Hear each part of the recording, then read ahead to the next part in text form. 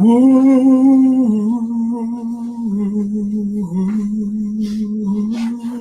they want me to sing, y'all. Yes, they do. And all I want to do is ask you to say you love me. Say you love me. You love me like I love you. Yeah. Yeah, yeah, yeah. How y'all doing? Okay, Donnie, thank you, thank you. Welcome, Facebook family and friends, to the Doris Hall James Indie Show. This show provides a platform and a showcase for to showcase one's musical journey from the beginning of their career to the present. This evening, our guest is Donnie Tatem. Along with Donnie is his wife, Regina. Want to say hi to Regina? Hello. Okay. Donnie and Regina are from Camden, New Jersey, and today we will travel with Donnie through his musical career. Donnie from East Philly. I don't care what you say. East Philly. Oh, okay. East Philly, y'all. Today we're going to travel with Donnie through his musical journey. And welcome to the Doris Hall James Indie Show. How are you? Thank you so much. Good. How are you? I'm doing good. I am honored, humbled, Aww. and just blessed to be here with you tonight. I'm so glad that you thought it not robbery to have me on, and I'm transparent tonight. Whatever you need to ask of me, there's no hiding, no secrets, no nothing. Come on with it now. Do my very best. Well, you know, I'm glad that you're here. I've heard a lot about you. It's all good stuff from Butch Ingram. Butch Ingram and I have been friends for many, many years. And I know that when he recommends someone to me, that person is good and that person is talented. And I'm glad that you accepted my invitation tonight. I would have broke. I enjoy it. I'm glad. And now what we're going to do for the Facebook family and friends, we're going to take the journey with you. We're going to travel. Let's start from the beginning of your career. Well, we're going to take a long time if you ask me from the beginning, but here the short version is this. Everybody in my family is musical in one way or another. My father sang, my mother sang, my grandmother sang. I think it skipped my grandfather. But my father's brother or stepbrother was Leon Childs, a jazz musician. They started me early in the church, like a lot of folks. And I went from the little junior choir to, they put me on the adult choir when I was about 8, 9 years old. Going all through school, I sang on anything that I could go in and sing on. Glee club, junior choir, senior choir, concert choir, jazz band, you name it. If I could be a part of it, I wanted to do it. I always knew I wanted to sing. As I got older, by the time I got to high school, I had the fortunate pleasure of meeting one of my mentors, Dr. James E. Mumford, who actually began to train us and teach us about the mechanics of singing and what to do, how to win an audience over, how to do different things. That was great. That was great. He exposed us to doing other than just what we wanted to hear. He exposed us to cantatas and anthems and Negro spirituals and those kinds of things as well. Going back a little bit, when I say my father and them sang, he sang with the male chorus, the Wesley male chorus. They had retired folks that sang with groups like the Harmonizing Four, the Dixie Hummingbirds, and different ones that they didn't want to go out and travel anymore and perform, but they still wanted to sing. So they sang, they would all come over to Wesley Male Chorus and sing. And I got an education from them on how to do it. Moving forward, getting a little older, starting to feel myself, smell myself a little bit. Started hanging out and singing with anybody who said they had a group that would have me. Started standing on the corners and singing, started being a part of any kind of talent show or whatever I could be a part of, just to kind of get out there and get some exposure and do whatever. Got with some pretty good groups. By the time we was in high school, I was already going out on the road with different groups. Oh, wow. Too many to name. I know it's a lot, wasn't it? Because, I mean, at that time, everybody sang, everybody had something going on. So, I mean, when I say I was going with the group, we might last a couple months, we might last a year if we were lucky. Seems like the problem with that, some very talented folks, but everybody's head wasn't in the same place, and the folks who called themselves your managers or whatever were only looking out for themselves. So it seems like I can write a book on what not to do, on what not to do if you get in this business. Who not to deal with when you get in that book too. When you get in this business, and to know what questions to ask right up front, so that you can understand how you're going to be a part of an industry that will take your talent and exploit it to the hilts, and you get no monetary value out of something that could be making somebody thousands or hundreds of thousands of dollars, and they're telling you everything but, you know, your kitchen sink broke, but your back is suing your stomach for non-support, and you just singing. It's a rough business. It's a rough business. I tell people, at one time I worked as a clinician, and they would ask me to talk to the young folks and tell them about, you know, what they need to do or not do if they want to get in the business. And my first words would always be, don't do it. Yeah. Okay. That's T. Life said, get a job. Don't do it. And most of them would look at me funny, and I would start going into some horror stories and whatever. And then I would tell them, okay, if I haven't lost you by yet or discouraged you by yet, then the thing that you need to do is learn as much as you can learn about the business, and do all that you can to perfect your craft, to make you stand out and be different from everybody else, so that you can make your own way. And somewhere, have a good attitude, show up on time, do the things that's necessary to make people want to include you in things. That was my blessing.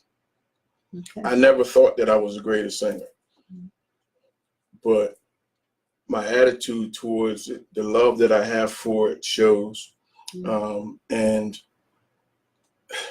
the way I treat people is the way I want to be treated. So it kind of fits in with many of the professionals that I've been able to fortunately be able to work with through the years, and so they keep me working.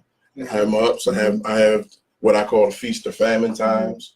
You know, like everything comes at you all at once. It's like, I can't do all of this. And then there's other times the lulls come in, and you're like, okay. Well, do you have an agent, someone that books you, or how not now? I did. I've been through that. I'm going to have to get back to that.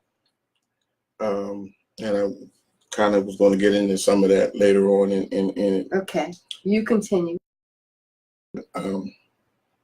I've gotten off track a little bit. Let me take it back from where you actually asked me. Who's the first group you were with? First group that I was with was called the Voices of Harmony. Okay. We were an a cappella group. That group migrated into a group called the Gentlemen of Leisure. The Gentlemen of Leisure, we were good enough that people started taking notice of us. We had gotten a little manager, bar owner, and he took me around. But he had a jazz club, and so he had people like Norman Connors and them come critique us and different ones. And a lot of people were very interested in us. We were making them a lot of money. They they would put on shows. And the beautiful thing about it was, for us, we just wanted to sing. You just wanted to sing. We just wanted to sing. Yeah, we that's wanted how to it sing. was. Yeah. But the beautiful thing of it was, Mhm. our show was, the guys I was with was so good. We would have the band come out and do a jazz set. Then we would come out and do an a cappella set. And then we would come out together and do like a top 40 set. Together. Mm. And every part of it was strong enough to carry itself. Mm-hmm. And so yeah, when they said we were going to be places, they were flocking and things were looking good. And I'm saying, okay. I went from the gospel ring back to this. When we were the Voices of Harmony, we had a manager there too, who was a minister who had a limousine company. So everywhere we went in limousines. So we feeling like we kind of corner. It has to come, you know. From there, here's where it starts really getting good. Now I'm in high school. I'm with the trainings. I have people and friends that have family members who are also in the business, and they started taking us under their wings and showing us things. Okay. And boy, Carl Gooden, his uncle was the Baron Starks and Earl Starks, jazz greats on keyboards, played with everybody that's anybody. Mm-hmm. Then I started playing drums. So you do play an instrument? I started playing drums. I played keyboards enough to write songs with. Yeah. I need your training. I see you're a piano teacher, so I need but I can bang out the chords to tell you what I want to do with something. And the rest of it, I hear orchestrations in my head. And I kick myself all the time now. If I'd have stayed with my studies, I'd be able to. I plan on going back and finishing them out because sometimes I can get people to give it to me the way I want it. Other times we get close, but it's not quite what I really wanted, but I'll settle. I got it close enough that I can settle for. But now moving forward, people like Yvette Benton, Carla Benson, the Philadelphia Sweeties, Signal Sound Sweeties. Mm-hmm. Well, we were all friends. I was a friend of Yvette's younger brother, Jimmy, and I could go to their home like I was going to mine. And how I really got into the professional part of it was through her. Okay. She and said, Donnie, you want to sing on a movie soundtrack? I'm like, Sissy, come on, quit playing. She said, no, we need some extras on whatever, and they were asked us to do it. So meet me over Philly International at such and such a time, and we're going. And lo and behold, she gathered everybody she was going to have, and at that time I was singing bass, exclusively bass singing. And Tom Bell was producing the music there, him and Poogie Hart and different ones. I'm like, wow, my first outing, I'm at the top of the food chain. Hot darn. I was there. Hot darn, here it is. The funny part of it was the stuff that we were doing, they put us together as a choir. Mm-hmm. Now, being the bass singer, I'm singing, I'm the only guy doing the bottom note over everybody else they had brought it. Tom Bell says, he stops the session, he says, you all sound fabulous, but where is the bass section? They said they sound great, but they're not strong enough. I need to make them sound stronger. Everybody in the room turned around and pointed at me. He said, you got to be kidding me. You're putting out like that? No. He said, okay, I tell you what I want to do. This is what I need. I want you to sing directly in this mic and we're going to do what we need to do to make sure that we can balance you all the way up. Okay. He got the biggest mic I've ever seen in my life from that day till this. Okay. And said, you sing directly into that. And With the engineers And that tied everything and together. they tied it together and Tied it balanced it together. out, and my. And he was impressed enough that they gave me some other work to do with different things. Great. And then what I started doing, some of the writers at Philly International who were trying to do their best to get a hit out, I started working with some of them to put the songs together that they were submitting. Like if Doris was coming up, or this one or whatever was coming up, I would sometimes be with some guys who were doing the vocal, the scratch vocals, I guess, if you will, to put together for them to decide whether they like the song or the producer, whoever was working on it, would like the song or something. Okay, from then, with the Gentleman in Leisure, we cut a song in around 1980 called, what was the name of the song? I used to sing to you all the time, and you loved it. Never Had a Love Like This Before. Okay. A boy from Camden, Robert Gray, wrote it. Fantastic song. I may at some point try to run Rob down and redo it, because it was a fantastic song. Going back to another group right around the same time, I sang with a group called the Stars of Harmony out of Woodbury, New Jersey. Professional a cappella group again. The great thing about them, they taught me a whole different style of a cappella singing, the quartet style, doing harmonic minor runs and different things. And I'm like, wow, this is a whole brand new education. So you were learning as you were going. I always, to this day, I always tried to put myself in situations where I thought I was the weak link. That keeps me hungry. It keeps me sharp. It keeps me always reaching to try to get to another level, never being satisfied with what I've done. I can sometimes say I was pretty good or whatever, but I'm never satisfied with it. I always could have phrased that better. I could have put a whole note together better, when I should have breathed that better. I should have done something better. But I think that having that keeps me growing and keeps me growing, and it'll ultimately get me to where I think you want to be. And I haven't reached that yet. Okay. It's been almost 40 years now, I guess, from the 70s to now. I've been trying it. And you will reach that. You will reach it. And I've been in situations where I've gone in the studio and I recorded, and I never did finish the song because I always said it could be better, it could be better, it could be better. And I left out saying that. And never did anything else to the song because of the way I felt. I could have done a better job. I could have done a better job. So in that case, that kind of hindered me.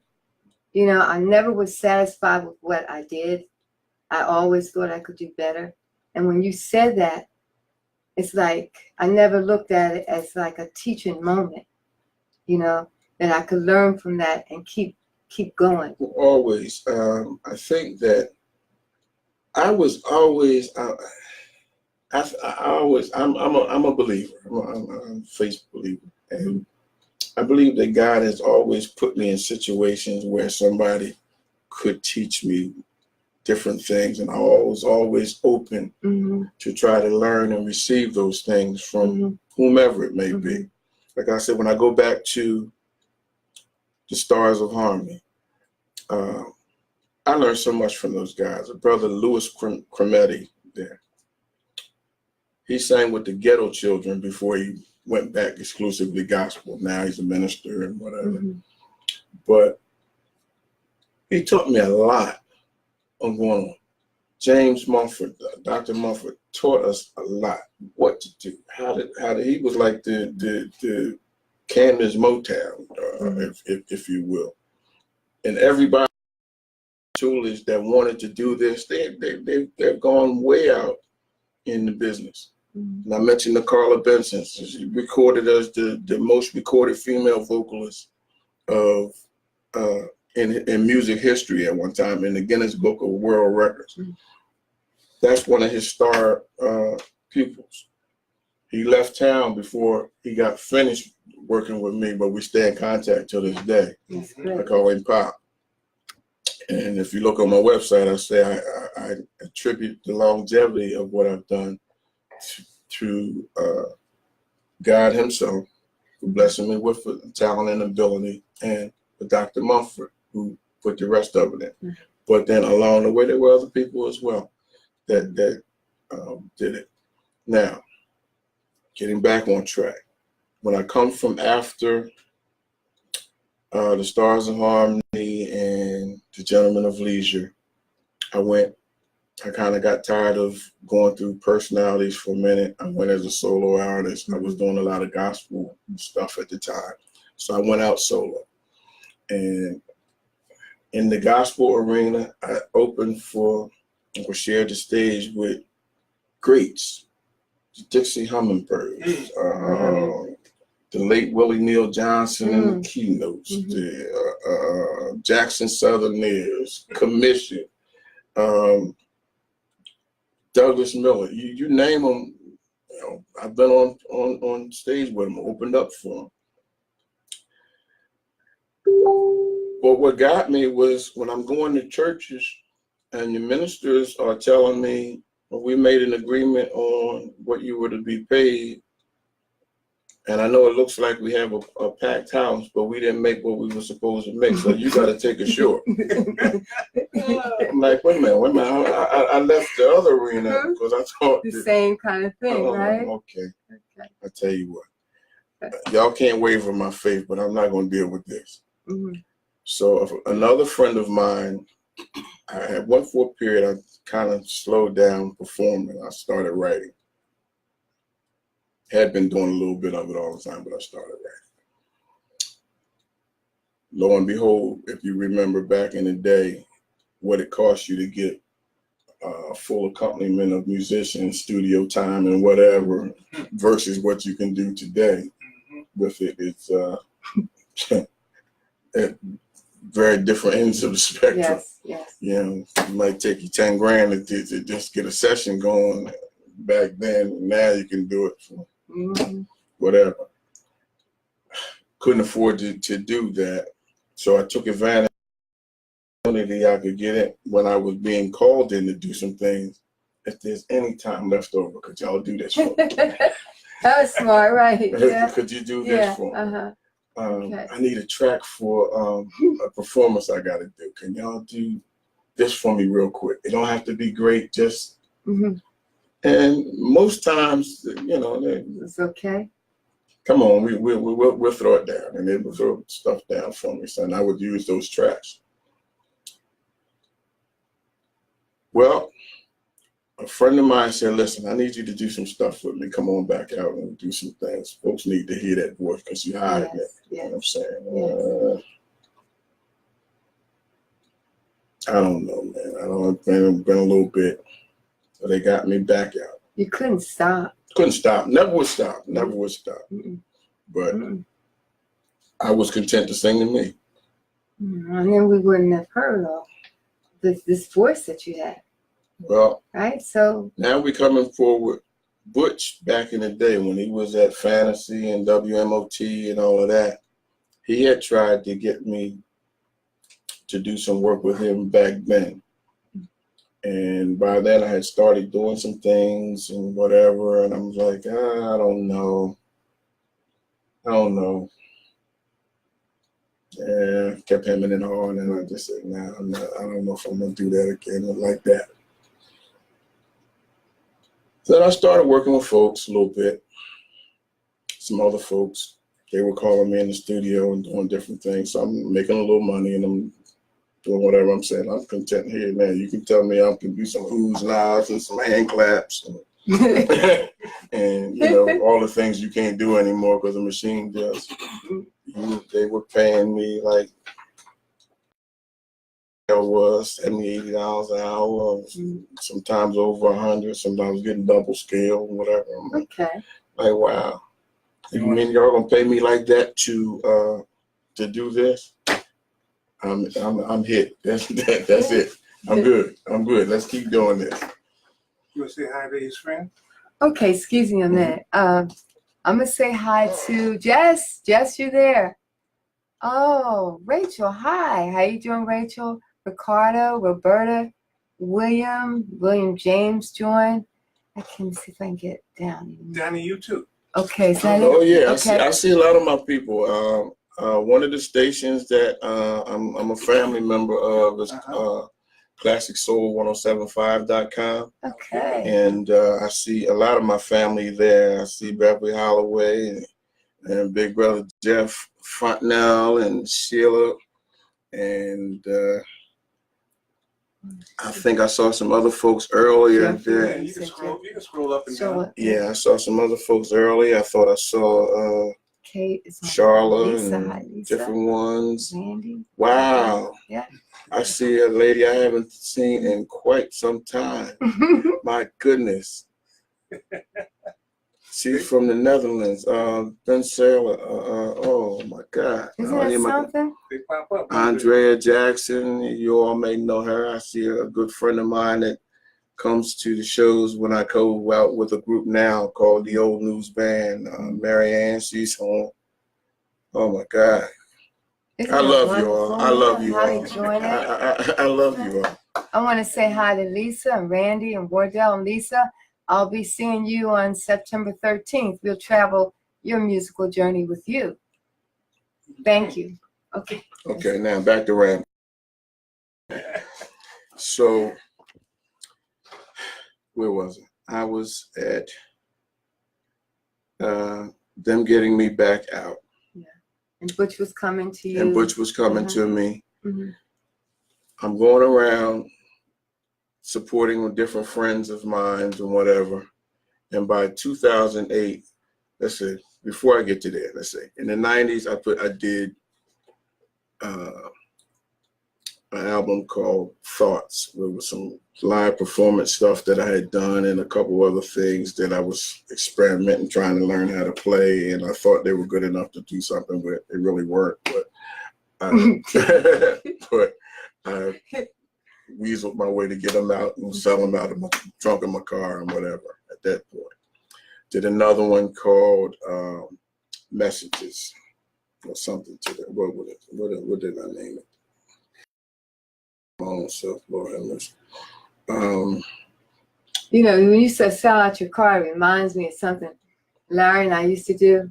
When we had CDs, we would actually sell them out the trunk of the car. Absolutely. It's called hustle. Absolutely. It was We parked and was selling CDs at the car. absolutely. I had no distribution, had no other way of getting it out. I just wanted you to know that I could do this, and my career was progressing to the point where I felt as though I had something to say as an artist. Mm-hmm. It wasn't always what you would hear on the radio, but it was what I wanted to say and how I wanted to say it. And I'm still that way. Okay. I have my own way I want to do stuff. I have a voice, I think, that you either like it or you can't stand it. It's like, because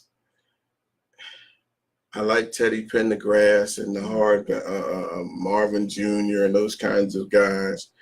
But I also, through the trainings of Mumfords and them, I did stuff that I was singing like Will Downing sings now before I knew anything about it. Mm-hmm. In fact, when he hit big, for us to know him, I had a guy that I was in Jazz Eternity with, my partner in that, Ryan Bates. He said, man, somebody stole your style. I said, what else is new? I said, What's his name? I said, I can't say that he stole it. I said, out in the universe, they we have similarities and differences, and if our mechanics are similar, and he got opportunity better than mine, I'm happy for him. Okay. My time is coming. I don't know when that is, but my time is coming.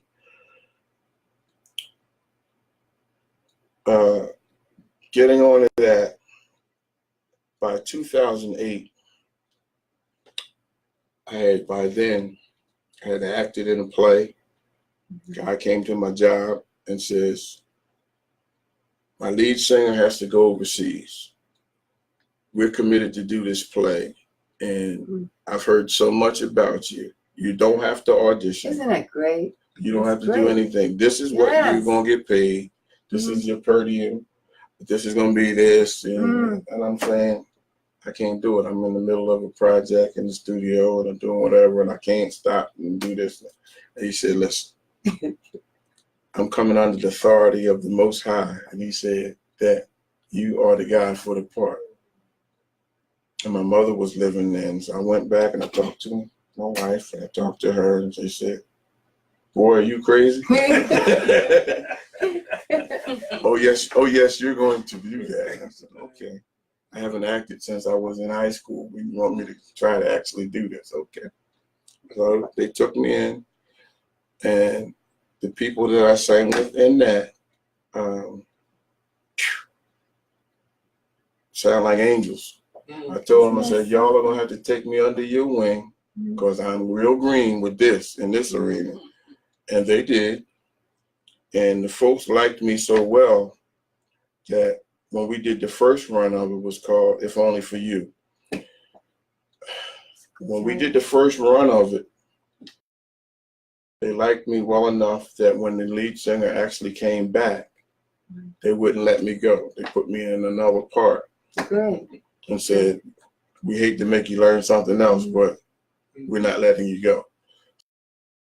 That and it was a good experience. I made some good money and some contacts out of it. So you moved from doing a cappella and vocal and groups, now you were acting.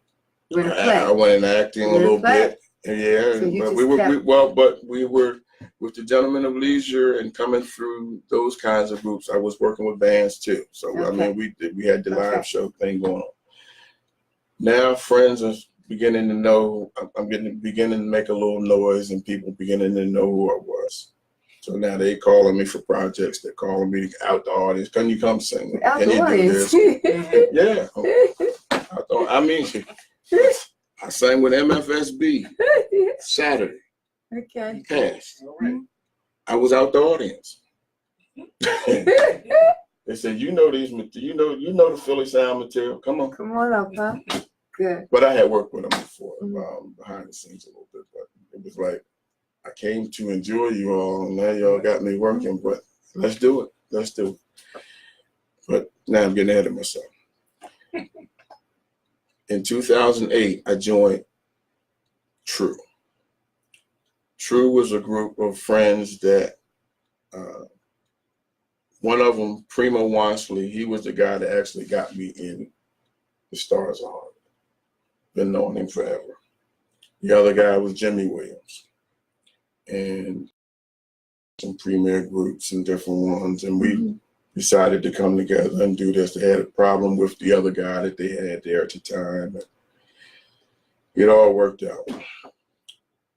So I did 6 years with them and three plus albums. And they're still being played in various parts of the world, even as we speak. Are these right some now. of the albums that you did with them? With them. Okay. The latest one. Let's pull them over, and we can just. No, these are the solo ones. And those are the ones right I did with True. Just pull those over. This is the last one I did, which is getting the most attention. Back for more. Put it up by the camera so you can actually see it. There you go. Okay, there you go. It's True. TRU. TRU. Acronym for Talented, Religious, and Unique. Ooh. And these brothers could sing. They could sing. Jimmy was one of the best tenors I had worked with. Primo, very talented utility man. him and I would switch off on the backgrounds. Mostly, Jimmy would when I was leading. Jimmy and I did most of the leading on these projects, and very talented guys. It just we got to a point. I had ran into some health issues and some different things, and then there were some other little internal things going on that I just felt like 6 years I had given the best that I could give in that situation, and it was time to move on. And so I moved on from that.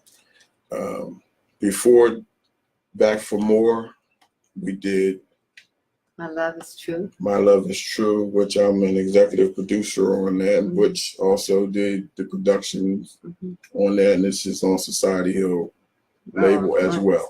Okay. Some very good stuff on there. Very good stuff on there. And let me put that up so people All can right. see. My Love Is True. My Love Is True. Temptations had a song called that too. Same song, and Is it the same song? no, this isn't, but Oh, okay. a little side story on that with Jimmy. It was always rumored that this Temptation song, My Love Is True, was actually supposed to go to him. Oh. And he had an opportunity to go with the Temps, but he didn't. For whatever reason, he didn't go to the audition, whatever, and blah blah blah. Okay. Again, I worked with some really good folk. When I got with True, we had did 2 CDs that we did out of the trunk. Weren't properly done. We went in the studio and cut them, but they weren't properly licensed or whatever. And I said, no, we can't work like that. I'm not going to be a part of that, but so much longer. We got to do it right. So the management we had at the time, Sal Angelo, he said, okay, tell you what I'll do.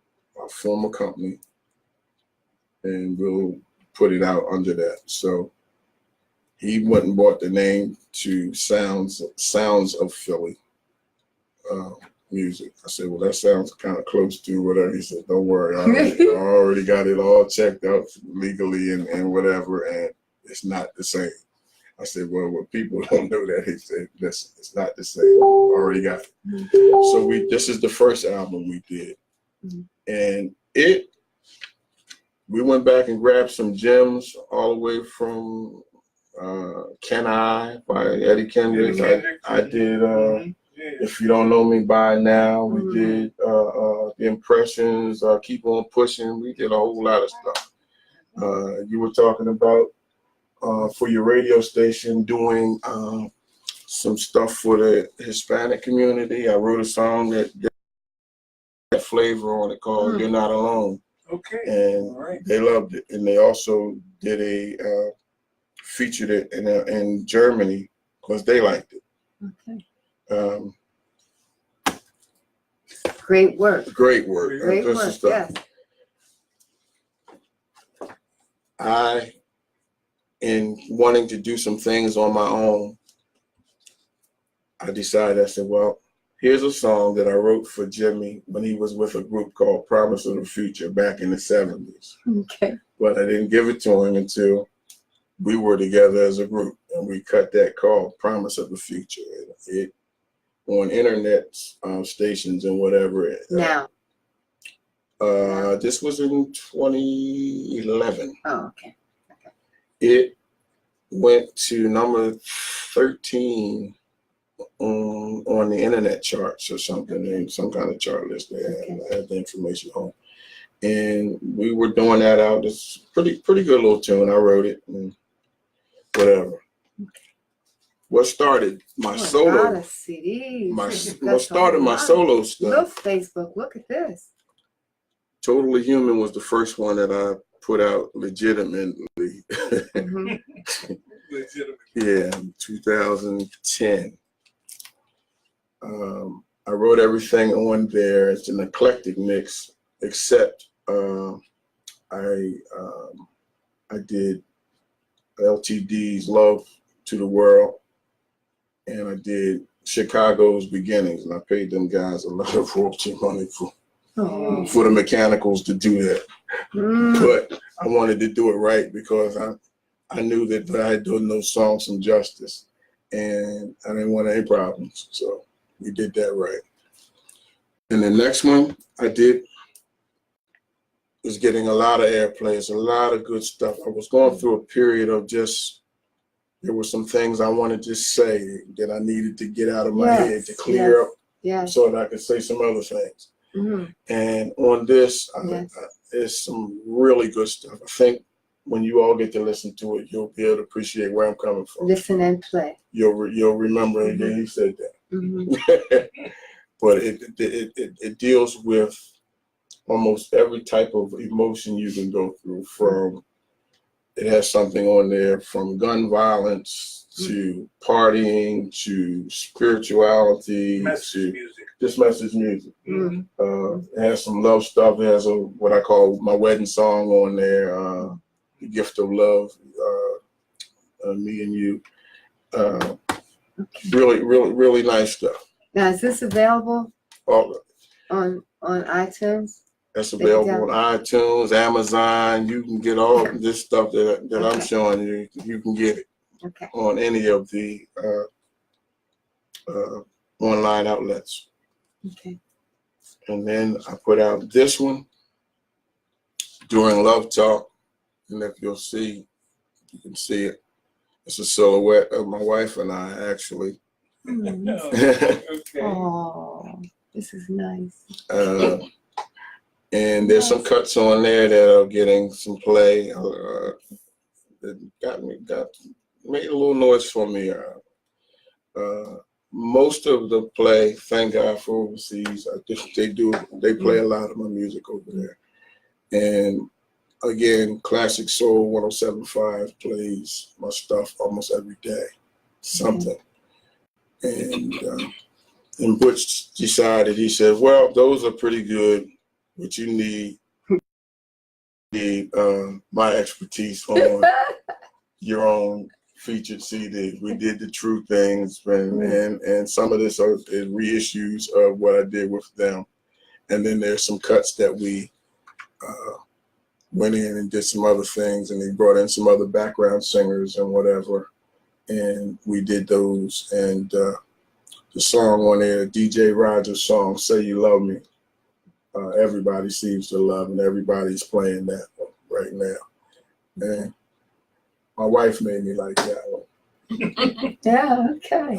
I mean, I like a lot of what's on there, but that in particular, I've come to see if I could say I did a pretty good job on a song. That one would be one of the ones that I said I thought I did fairly well. Okay. I still hear some things I could have done better. But. Well, time is nearing, right? Yes, so it is. Goes out a minute, okay? But first of all, I want to say that your career is outstanding. I mean, you went from one thing to another, and you're still doing it. You have the CD out now, and it's on social media, and it can be downloaded. Yes. And you're performing. Yes. And you're just doing a great job. And you're still learning. That's what I like about you. You're still learning. You don't go out there and think you know it all. You stop, listen, and you learn. It's always something for us to learn, no matter how much we know. Absolutely. Okay? And I want to thank Regina for supporting you, because you're a big part of his career. You know, a great big part. You know, they said what behind every great man is a great woman. So I want to thank you for that also. Yes. And Facebook family, we have a show on Tuesday called Top Talent of Philadelphia, in which we play our artists' tunes.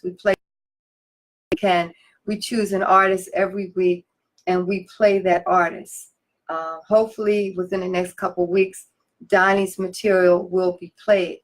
Our artist that comes on this show, they have started from the beginning, and they're still working hard. And if you're an artist out there and you're listening to us tonight, you can agree with this.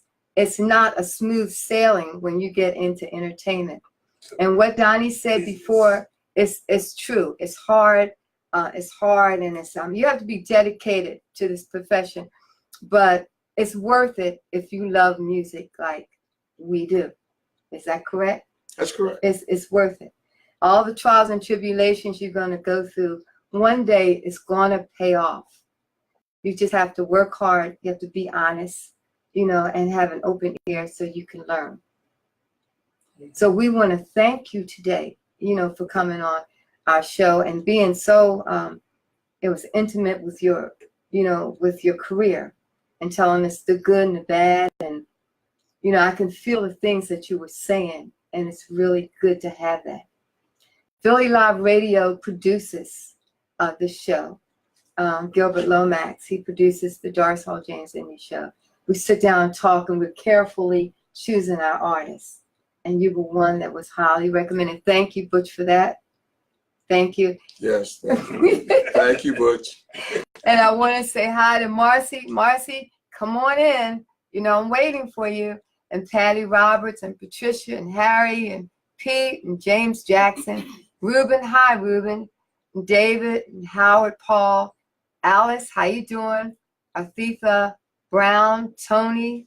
Alethea Brown. Yeah, it's all. I want to thank you all for supporting the show. Ken Murph, I was telling you about from Classic Soul 107.5. He's the morning air personality there, and the guy who runs all of the different DJs that they put on the station. Okay. I don't know if Sergio is on there, but I do see Murph, and that's my brother. Okay. Okay. I'm very, very happy to see some of the folks that yes. We all want to support you, Donnie. We want you to, we want this CD to go platinum. We want you to do good on the CD. There's Yvette. And this is your supportive services, right? That's my sister that got me in this business. That's Yvette Benton. Okay. That was Patti LaBelle's girl, and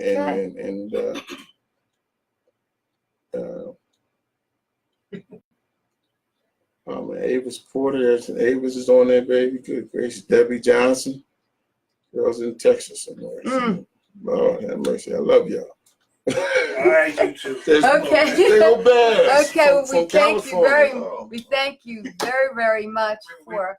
One more thing. What happened? Donnie, where you gonna be next? Oh yeah, Donnie, where you gonna be?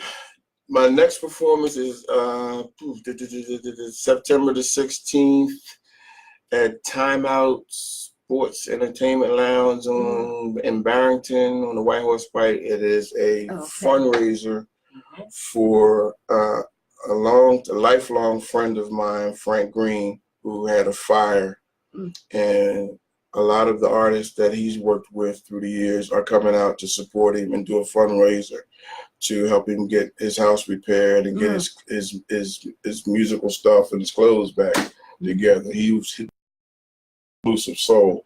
Okay. And just a fantastic person, fantastic family, him and Sheila and all of them, and a great musician and a longtime friend and brother, and I'm honored to be out. So if you're in the area, I'm extending this to you all as well. Yes, sir. I think I'm going to go. I think they told me I'm going on like 6:30. I'm going to do about a half hour to 40-minute set. Okay. Probably it'll be a track because of the in and outs or whatever. Right. But if you can come by and see me in actual performance, because I get a chance to stretch out a little bit and have some fun. And if people have something for you, specifically for you, how do they reach you? They can go to my website and there's a number on there for me. There's an email box for them to get to me, and my website is www.ldtatem. That's LDTATEMUSIC.com. Okay, I can put that on there after the show. I can put that on. I would like to put the titles of these CDs on here too. Please do. Okay. All right, Delbert. Okay, and we want to thank you again for joining us. We'll see you next Thursday. No, we'll see you next Saturday first with Herb Smith, and then we'll be back next Thursday. Thank you again for joining us. And if you would like to submit your name to appear on the show, just go to my website, simplymusicstudio.com. Thank you. Bye-bye. And we are out.